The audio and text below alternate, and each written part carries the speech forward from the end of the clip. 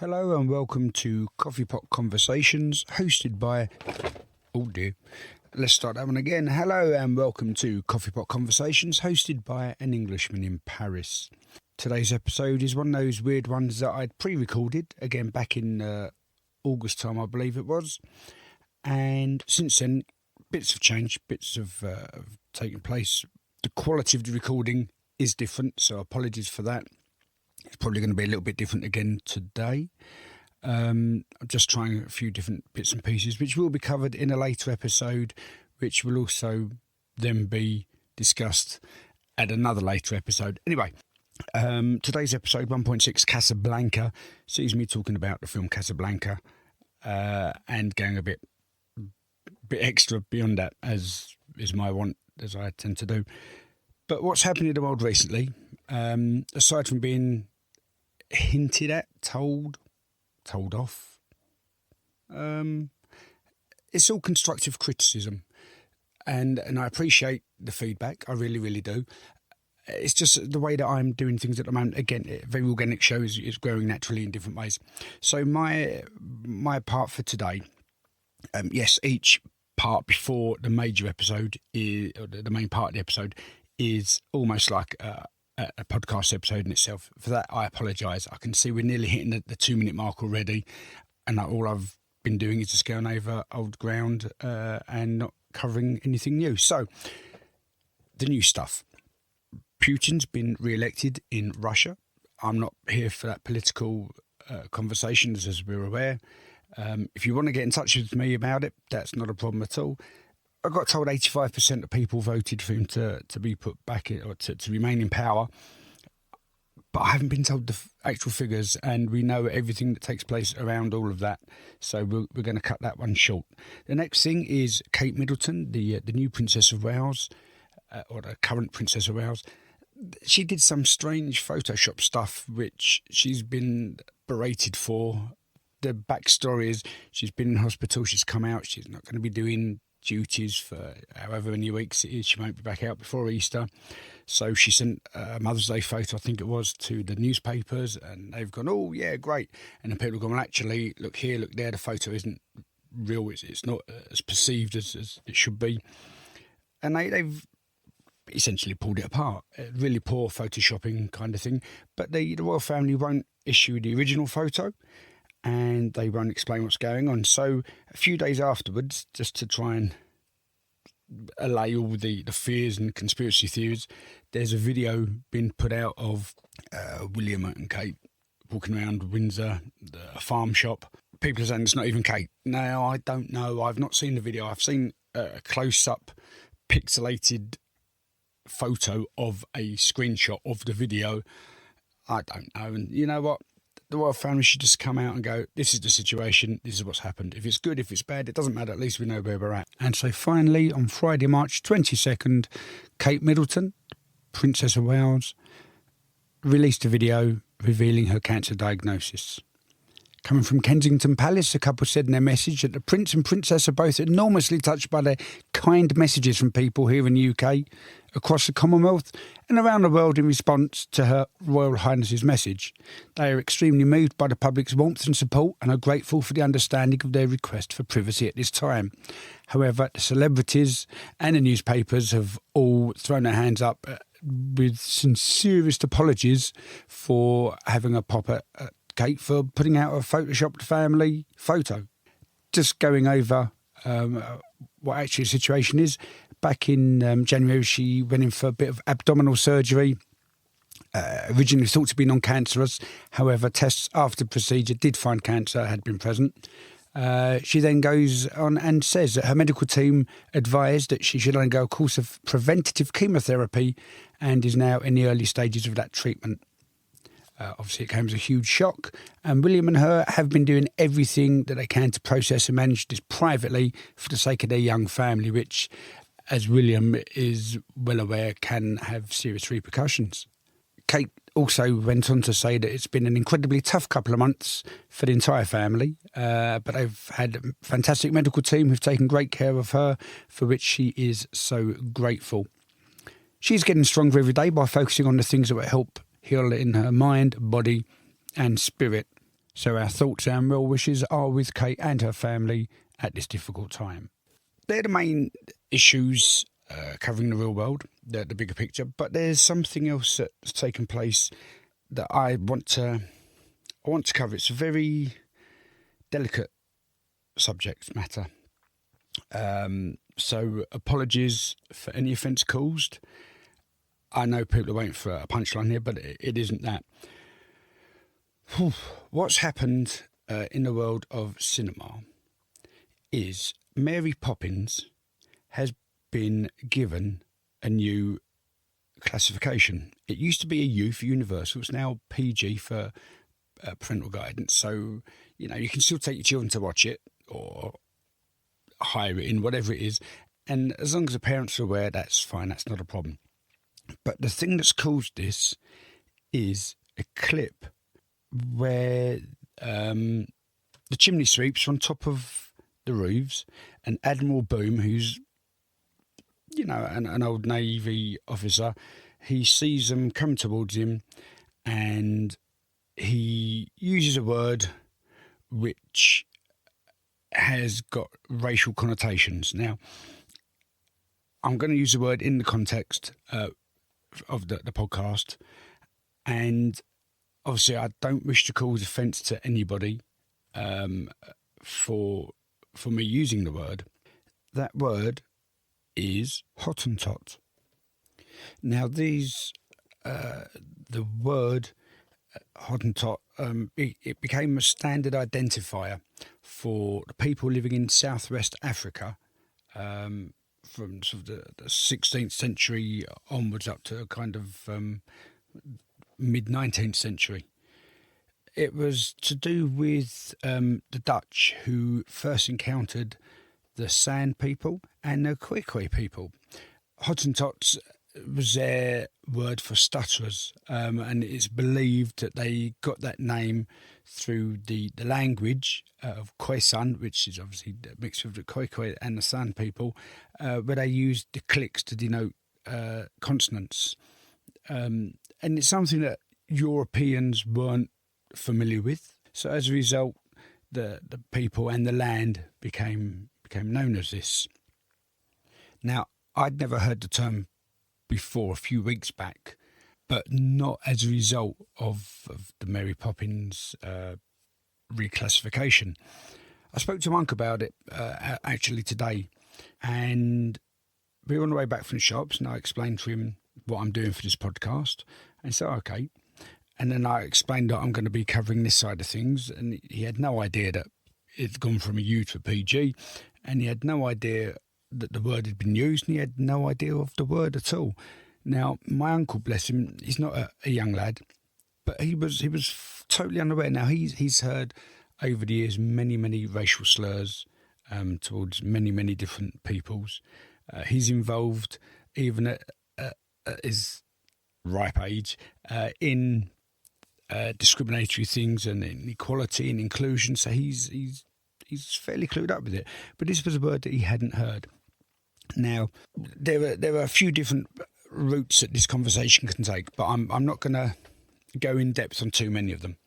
For me, like I say, I hadn't heard the word prior to actually reading it, and I'd read it in a book called Mummified by Angela Stien, and apologies for the pronunciation of your surname if it isn't correct, published by Manchester Press, and it's about the ethical movement and distribution and display of mummified objects or people. It depends on how you look at things as to your own interpretation. And then the book delves into the whole movement, generally focusing around the British and the French, the Louvre and the British Museum, and a few others in between. Now, one thing that did pop up was the Hottentot Venus. And we know what I'm like. I get a bee in my bonnet and I need to know the ins and outs of everything. So I did a little bit of digging around this because I'd never heard of it. And it's to do with a lady called Sarah Bartman. Sarah's the anglicised version of her actual name. So her actual name is Saatchi Bartman, and she was an African woman, and in the early 1800s became, she was an international sensation. It was essentially objectification. She was taken from her home in Africa and claimed that there was a contract signed despite her not being able to read or write. And she was brought back to England and then given a stage name, the Hottentot Venus, and paraded around freak shows and sort of the almost like the Greatest Showman, that type of thing, but not quite as glamorously Hollywood. The reason she was brought back is because she had a condition called steatophagia, which may well have resulted in her protruding buttocks. At the time, it was an oddity. Obviously, white Europeans hadn't seen such things. So she was brought over to England and taken around on these tours around England and Ireland, taken to parties where people were allowed to touch her and dance with her. And it obviously wasn't a very good time for her. She was apparently earning money, but as you can imagine, it wouldn't have been a great deal. And it's leading back again to this book about where we have this human curiosity of what we don't understand, or as well as the unknown. And it is a difficult situation. We can't remove history. We can't change history. We should learn from history. But whether we're going to pick things up, take things back, replace them from whence we got them in order for them to be shown in their hometown or kept hidden away so no one can see them, it's a very, very difficult situation. The story continues that she was taken over to Paris, Sarah Bartman, and again the same sort of thing was taking place, except it was a little bit worse. She was transported from England to France, and then she was sold, and she was exhibited around Paris and in a cage alongside a baby rhinoceros. Not the greatest of existences for someone. She was treated like an animal, and there is some evidence that suggests that at one point a collar was placed around her neck. Now, we don't know how true this is. I don't know how true this is. I've not done enough research on her. But she died in Paris in 1815, round about the age of 26.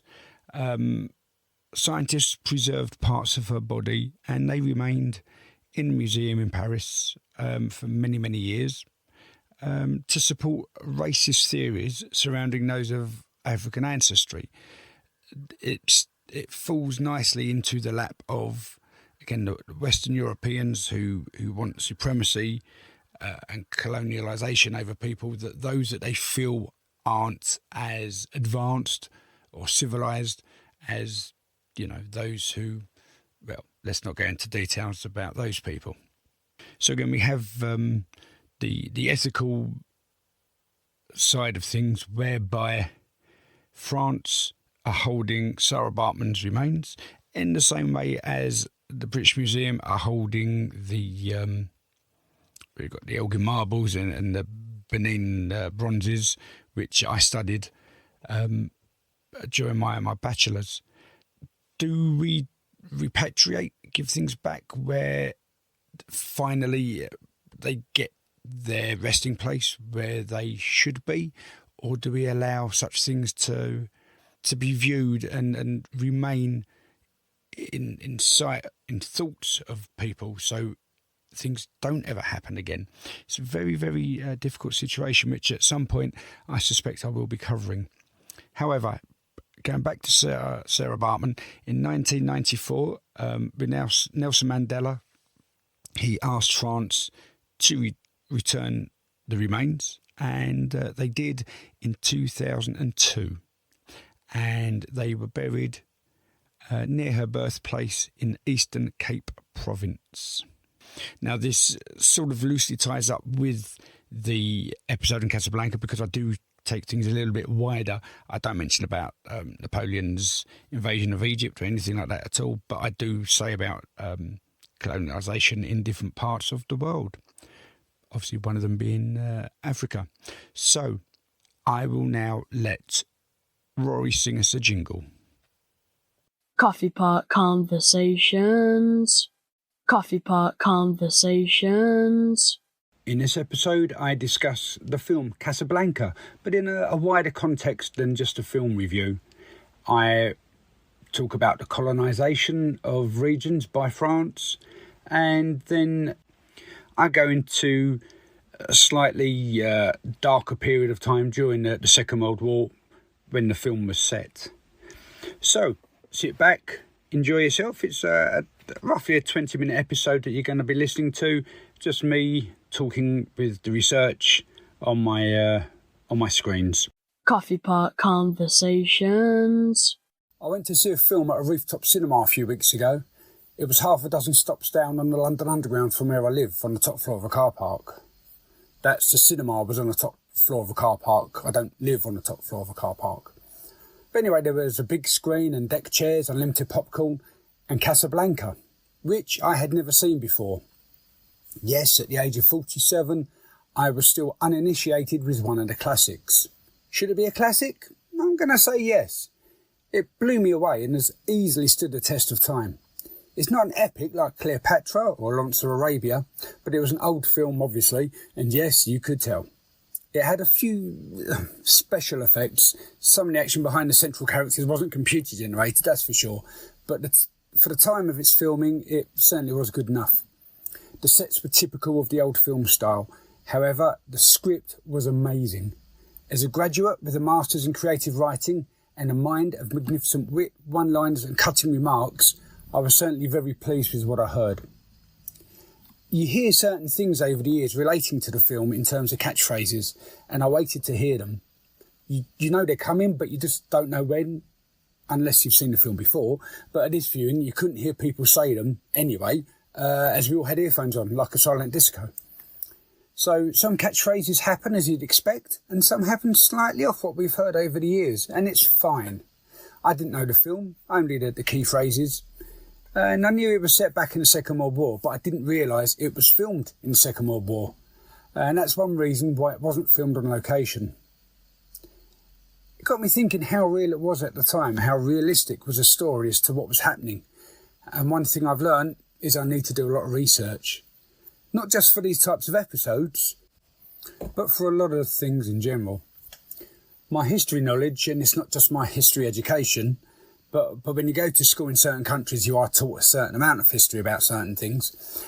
It's primarily to get you through the tests and the exams. Maybe to pique an interest and enable people going to history courses at university or to work out their own direction for their own future.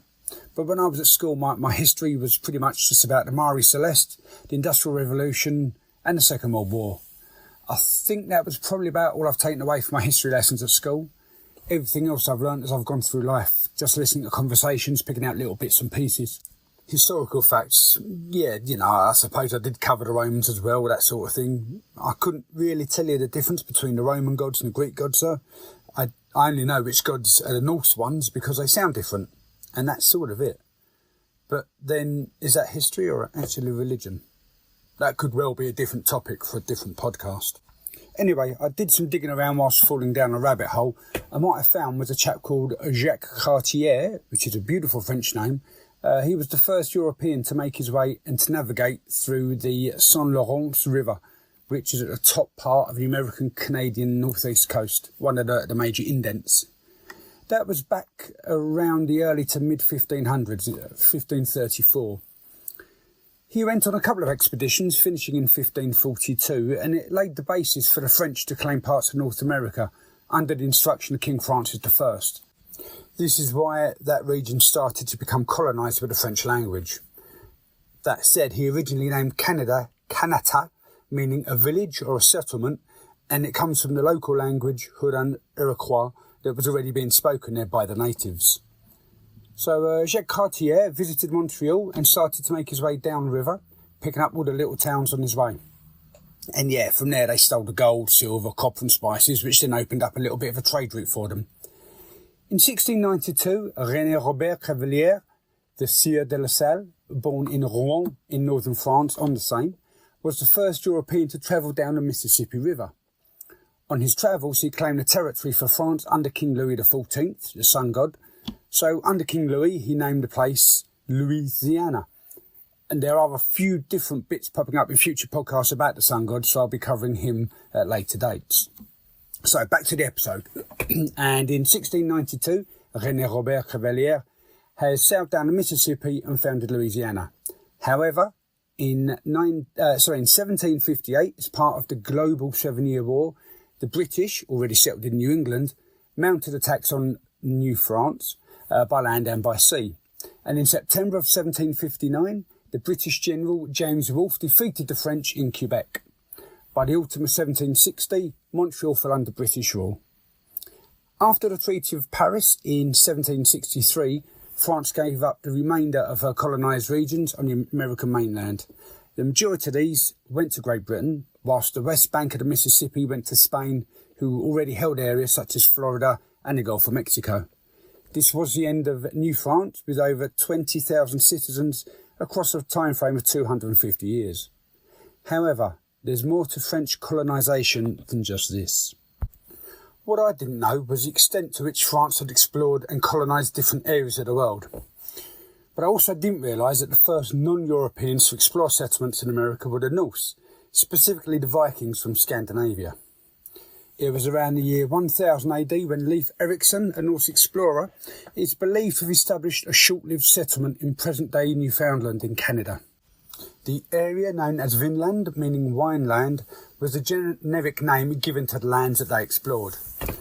Allegedly first set foot on by Leif Erikson, son of Eric the Red, who founded the first Norse settlement of Greenland, the area wasn't uninhabited, and contact with the natives, being the first known instance of meeting people from the other side of the globe, wasn't smooth. The distance between Finland and Greenland probably led the Norse to conclude that these riches weren't quite the worthwhile journeys. They have discovered a Viking site known as Lance aux Meadows. They discovered that in the 1960s at the Gulf of St. Lawrence. More details can be found in the 13th century sagas, the Saga of the Greenlanders. I'm not going to attempt to pronounce that in Icelandic. As well as in Eric the Red saga, which again I'm definitely not going to try and pronounce. But what I do remember from my childhood days at primary school or juniors is that I used to read a big hardback book in size, not in number of pages. It was probably only about 100, 120 pages, I guess. It was the Saga of Eric the Viking, and I absolutely adored that book. I wasn't allowed to keep it because it belonged to the school, but you know, I'm going to hunt that one down, just my own personal library. When I say library, I mean my Billy bookcases from IKEA. I honestly don't have a library. I've got 1, 2, 3 bookcases in my bedroom. Not full up with books, but I suppose they could all fit on one bookcase if I stored them properly. But I've also got my university notes taking up an entire shelf, and my university textbooks and reading materials taking up another shelf each as well. The more significant and sustained colonisation of America now began with Christopher Columbus's famous voyages. In 1492, Columbus, the Italian explorer, but sailing underneath a Spanish flag, opened a way for further European exploration and colonisation of the Americas over the next few hundred years, namely for the main European powers being Spain, Portugal, Britain, France and the Netherlands. A personal note of interest for me was the rumour that Christopher Columbus was born in Ibiza. It's difficult to know who is right and who isn't, but generally they believe that his son Ferdinand Columbus did live in Ibiza town, from 1523 until his death in 1539. His house, known as the Casa de Colon, House of Columbus, still stands today in the old town, and it's become a historical site and museum for people to look at the connection between Columbus and Ibiza through his son. And now the historical facts about French colonisation around Africa that links us back to Casablanca in Morocco. So in 1638, a French trading post was built on the Senegal River. A couple hundred years later, in 1827, the Turkish governor of Algiers in Algeria provokes the French consul and a blockade is put in place. In 1830, a French invasion starts in Algeria, and this brings the region under the control of the French Empire. The invasion actually came from a military plan originally devised by Napoleon in 1808 during his imperial rule. The control of Algeria was deemed a geographical necessity to reduce the possibility of any attacks on France from the south. In 1839, Abd el-Kader proclaims a holy war against the French in Algeria, and that lasts for 8 years. In 1869, Britain, France and Italy take joint control of Tunisian finances after the country falls into bankruptcy. Later on in 1881, France invades Tunisia from Algeria, and the Treaty of Bardo forces the Bay of Tunis to accept the state as French protectorate. France and Britain agreed colonial boundaries for Senegal and Gambia in West Africa in 1889, and then in 1893 the French claimed the Ivory Coast as a French colony and Côte d'Ivoire. 1905, Kaiser Wilhelm II, who was the last German emperor, visits Tangiers in Morocco to support the country's independence. However, this causes diplomatic crisis with French and British colonial powers. A year later, 1906, at the Algeciras conference in Spain, both Spain and France were entrusted with policing Morocco as per Austria's suggestion, going against Germany's ideas for the country.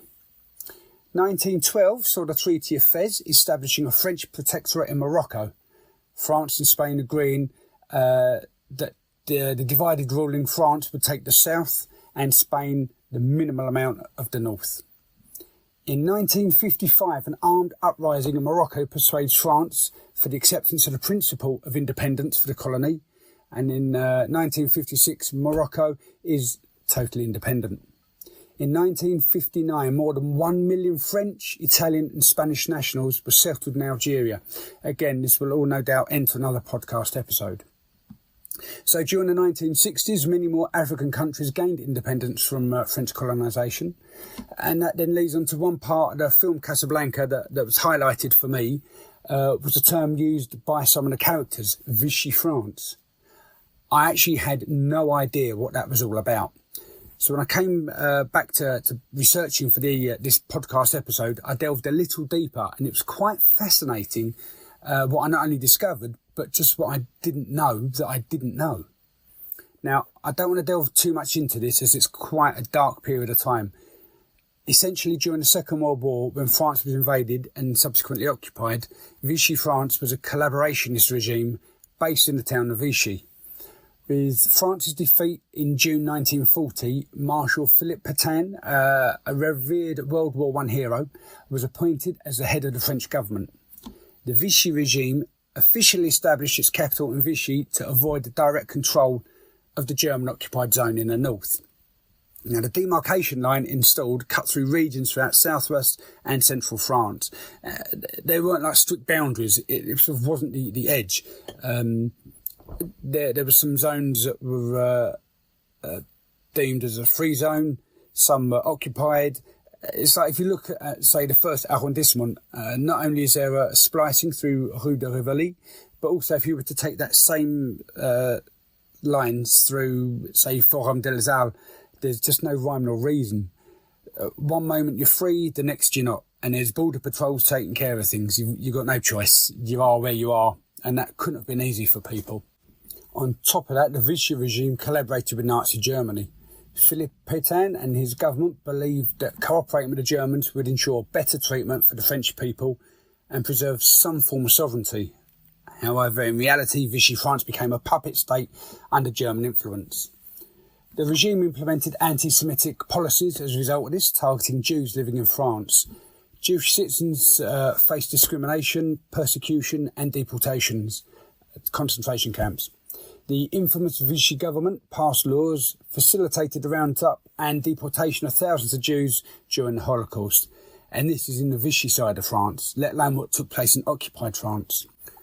One of the more, I don't want to say popular, but one of the more well-known memorials is in the Marais in Rue des Hospitalières Saint-Gervais. The two plaques on the facade of École des Hospitalières Saint-Gervais act as a reminder of the 165 Jewish schoolchildren that went to the concentration camps and never came back. General Charles de Gaulle, the prominent military leader, rejected the armistice with Germany and fled to London.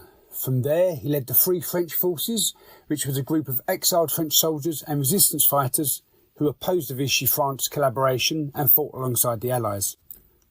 As the war progressed and the tide turned against the Axis powers, that's the three principal partners being Germany, Italy and Japan, led by Adolf Hitler, Italian dictator Benito Mussolini and Japanese Emperor Hirohito.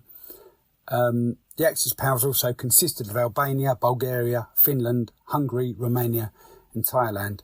So as the tide turned against them, the influence of the Vichy regime dwindled and the Allied forces, including the Free French Forces, liberated France from Nazi occupation in 1944. The Vichy government was disbanded and many of its leaders were tried and sentenced for collaboration after the war. Vichy France remains a contentious part of French history. Some argue that the regime merely sought to maintain a semblance of order and protect French interests amid the devastation of war. Others say it's a shameful collaboration with a brutal occupying force and is subject to historical analysis and debate not only in France but beyond. It is still a complex and sensitive issue within French history. And knowing this now sheds new light on Casablanca for me, making it seem almost like it was a propaganda feel-good film. That I'm not going to spoil it, but the situation that was taking place in Casablanca around the French and Nazi collaboration, it all sort of seems to time with what the Americans were trying to do at the time. The film actually comes from a play called Everybody Comes to Rick's. It was actually a play meant for Broadway, but Warner Brothers took it, manipulated it a little bit, and made it into the film that we all know and now love. Originally going to be set in Lisbon, it changed location partly because it's slightly more exotic and also because of real-life world events. The film was due to be released in early 1943, but actually premiered on November 26th in 1942 to coincide with the Allied invasion of North Africa and the capture of Casablanca. It then went into wide release in 1943 in January 23rd to coincide with the Casablanca Conference, which was a high-level meeting between Churchill and Franklin D. Roosevelt in Casablanca. A lot of the smaller roles played by actors had first-hand experiences of the war. The waiter, Karl, was a Jewish Hungarian who fled Germany in 1939, and he actually lost 3 sisters in a concentration camp. The roulette players spent time in the concentration camp. Fortunately, he was freed, and there's a pickpocket in the film who was a German Jewish actor and refugee. And the German film star Conrad Wright, who plays Major Henry Strasser, even though he fled the Nazis, was actually often cast as a Nazi in American films. The main characters, Rick and Ilsa, originally called Lois, but altered to match Ingrid Bergman's Norse roots, have a relationship in Paris before they decide to leave as the Germans invade. Because of the war, all the filming took place in California. However, without the war, there would be no film, and with no film, this podcast episode wouldn't exist. So, bringing us all back to a nice Sunday afternoon with the sun slowly sweeping across the sky, I can now look at my girlfriend, and with 7 trips under our belt so far, I can categorically tell her that we'll always have Paris, as well as the unlimited popcorn on the car park roof in East London. Coffee Pot Conversations. Thank you for joining us today on An Englishman Paris presents Coffee Pot Conversations. I hope you enjoyed the insightful dialogue about Paris and a fascinating history. Remember, you can read more about my exploits surrounding Paris by visiting my blog at anenglishmaninparis.blog. If you'd like to help the podcast grow, become a part of the community and keep the coffee brewing, you can buy me a coffee at buymeacoffee.com/An Englishman in Paris. Don't forget to subscribe to Coffee Pot Conversations on your podcast platform, and if you want, leave a decent review for me. I'm not sure if I'll find it, but it'll be there for others to see. However, if you have any thoughts, suggestions, or if you'd like to be a guest on the show, drop an email to coffeepot@anenglishmaninparis.blog. There's a big chance that I'll include it in the next conclusion. So, tune in next time for another intriguing conversation, and until then, au revoir, and keep sipping on that rich intellectual brew with Coffee Pot Conversations. Coming up on Coffee Pot Conversations. We actually have some interviews. I did a little digging and found someone that's prepared to take a little bit of their time and invest in the podcast. So hopefully they'll become a more regular feature that you'll be listening to over the next few years. Wide scope of topics that we'll be discussing and discovering, as well as my next episode, which will be about, well, you just need to wait and find out. Coffee Pot Conversations. So that was episode 1.6, Casablanca. Please let me know what you thought of it. You can email me, podcast@anenglishmaninparis.blog. You can find me on Instagram @anenglishmaninparisblog. Or you can find me on many different platforms: Spotify, iTunes, well, Apple Podcast, Alexa, Amazon Podcast, whatever it's called, Podbean. That's my my latest fun episode. Oh dear. Not sure if you can hear that. Now, I believe I've got copyright rights for that because that's my bit. Anyway, I'm going to stop it. Thank you, Nev.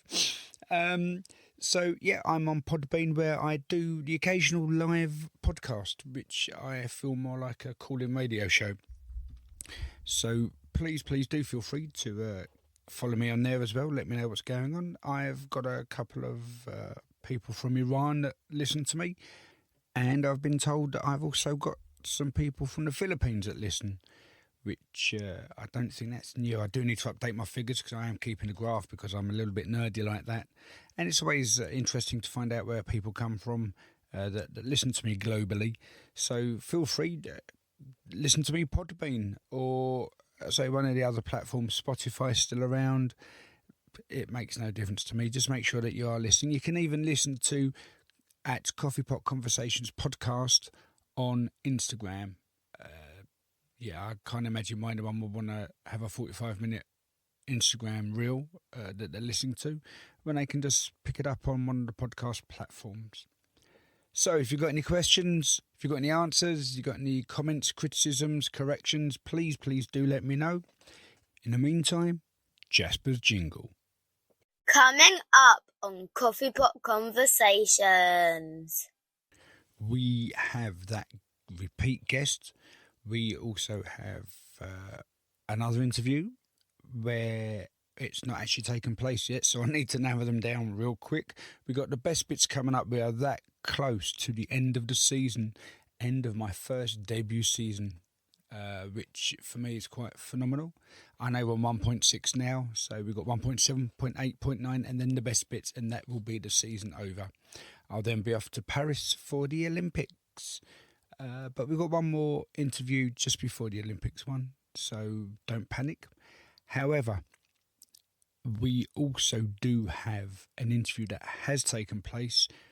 And for that episode, I'm going to do something a little bit different. Now, I'm not going to tell you what it is, but you're going to just have to wait. There's no other way of putting it. So that is still to come. That will be the episode after this one, I believe. No, it won't. I have the return guest next episode, but like anything, it can all change because this wasn't meant to be here. This was recorded, I'll say, back in the early part of me not even knowing what I was doing with no direction, and now I do know what I'm doing, but still with no direction. So don't forget, follow me on all the usual platforms, Instagram, podcast platforms, buymeacoffee.com. I'm there, I'm around, I'm doing stuff. I don't do Twitter, I don't do Facebook, but I do questions. And the question is, if you could go back in time without consequence, when and where would you go? And if you are on Spotify and you fancy doing the poll question is, have you seen the film Casablanca? Yes, it was great. Yes, it was meh. No, I don't want to. No, never got round to it. No, but I will now. So, that's it for 1.6 Casablanca. I am Paul. An Englishman in Paris, and this has been Coffee Pot Conversations.